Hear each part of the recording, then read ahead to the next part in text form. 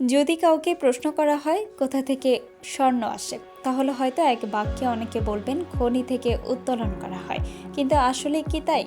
এত মূল্যবান ধাতুর উৎপত্তি কি এতটাই সহজ?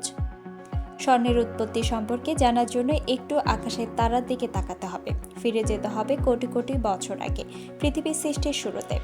আপনারা অনেকে হয়তো জানেন, বিগ ব্যাংকে প্রায় 150 মিলিয়ন বছর পর মাত্র 3টি এলিমেন্ট হাইড্রোজেন, হিলিয়াম এবং লিথিয়াম দিয়ে সর্বপ্রথম স্টার বা তারা ঘটিত হয়েছিল। আপনারা হয়তো ভাবছেন, মিলিয়ন মিলিয়ন বছর আগে নিঃশেষ হয়ে যাওয়া তারার সঙ্গে স্বর্ণের কী কানেকশন রয়েছে? এখানেই রহস্য। বিজ্ঞানীদের মতে, সৌরজগৎ তৈরির বহু আগে সুপারনোভা ও নিউট্রন স্টারের সংঘর্ষের ফলে পৃথিবীর যাবতীয় স্বর্ণের সৃষ্টি হয়েছে। স্বর্ণ উৎপত্তি সেই মহাজাগতিক প্রক্রিয়ায় বিজ্ঞানীদের কাছে আর প্রসেস, অর্থাৎ র্যাপিড নিউট্রন ক্যাপচার প্রসেস নামে পরিচিত। এই বিষয়ে বলার আগে প্রথমে জানতে হবে পিরিয়ডিক টেবিলে গোল্ডের অবস্থান সম্পর্কে। দেখা গেছে গোল্ডের পারমাণবিক ভর ৭৯, অর্থাৎ এটি একটি হেভি লিমিটেড সূর্যের মধ্যে অনবরত ফিউশন বিক্রিয়ার ফলে বিভিন্ন পদার্থ উৎপন্ন হলেও এত ভারী মেটাল তৈরি হওয়া সম্ভব না। এই শক্তি তখনই পাওয়া সম্ভব যখন কোনো সুপারনোভায় নক্ষত্রের বিস্ফোরণ ঘটে, অর্থাৎ নিউট্রন স্টারের সঙ্গে এর সংঘর্ষ হয়। শুধু এমন পরিস্থিতিতে আর প্রসেসের মাধ্যমে স্বর্ণের মতো ভারী পরমাণুগুলো তৈরি হতে পারে। আর এ থেকে এটি পরিষ্কার যে পৃথিবীর সবে স্বর্ণের উৎপত্তি হয়েছে মৃত নক্ষত্রের বা ধ্বংসাবশেষ থেকে। এখন প্রশ্ন হলো, পৃথিবী এমনকি সৌরজগৎ সৃষ্টির আগে স্বর্ণ তৈরি হয়ে থাকলে গোল্ড কিভাবে পৃথিবীর একটি এলিমেন্ট হয়ে গেল? উত্তরটা সহজ।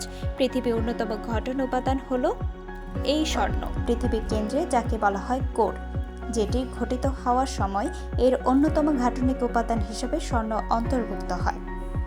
মূলত পৃথিবীর সৃষ্টির সময় এর কেন্দ্রে লোহা ও সোনার মতো ভারী ধাতুগুলো জমা হয়েছে। আজ থেকে প্রায় 400 কোটি বছর আগে পৃথিবীর সঙ্গে নিয়মিত বিভিন্ন শুক্রাণু সংঘর্ষের ফলে পৃথিবী অনেক গভীর পর্যন্ত কেঁপে উঠত এবং বেশি কিছু স্বর্ণ পৃথিবীর উপরিভাগে স্তরগুলোতে জমা হয়েছে। এ কারণে বিভিন্ন শিলাতেও স্বর্ণের সংমিশ্রণ থাকতে পারে। এমনকি বিভিন্ন শিলার মধ্যে খাত হিসাবেও স্বর্ণ ও রূপা মিশ্রিত থাকতে পারে। বিজ্ঞানীদের মতে, শিলা ক্ষয় হয়ে সোনা ও অন্যান্য ধাতুসমূহ অবমুক্ত হয়েছে। স্বর্ণ অনেক ভারী হওয়ায় তা ডুবে যায়, তাই সমুদ্রের নিচেও এর খনি পাওয়া যায়। প্রশ্ন হলো, কেন স্বর্ণ এত মূল্যবান? স্বর্ণ কেন এত দামি?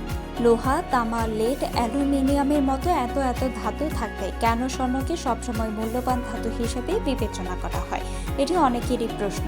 যেখানে অন্যান্য ধাতু সহজেই প্রকৃতিতে পাওয়া যায় এবং নষ্ট হয়ে যাওয়ার প্রবণতা থাকে, যেখানেও একদিকে স্বর্ণ দুষ্প্রাপ্য এবং অন্যদিকে টিকে থাকার ক্ষমতা সর্বোচ্চ। কয়েক বছরে যেখানে লোহা মরিচা ধরে, তামা পুরনো হয়ে যায়, সেখানে হাজার হাজার বছর ধরে স্বর্ণ কোনো রকম ক্ষয়প্রাপ্ত না হয়ে টিকে থাকতে সক্ষম। বলা হয়, মাত্র এক স্বর্ণ দিয়ে 165 মিটার লম্বা সুতা তৈরি করা সম্ভব। এই থেকে বোঝা যায় স্থিতিস্থাপকতার বিচারে স্বর্ণের অবস্থান উচ্চসূচক। আর এসব কারণে এটি সবার কাছে খুবই মূল্যবান ধাতু।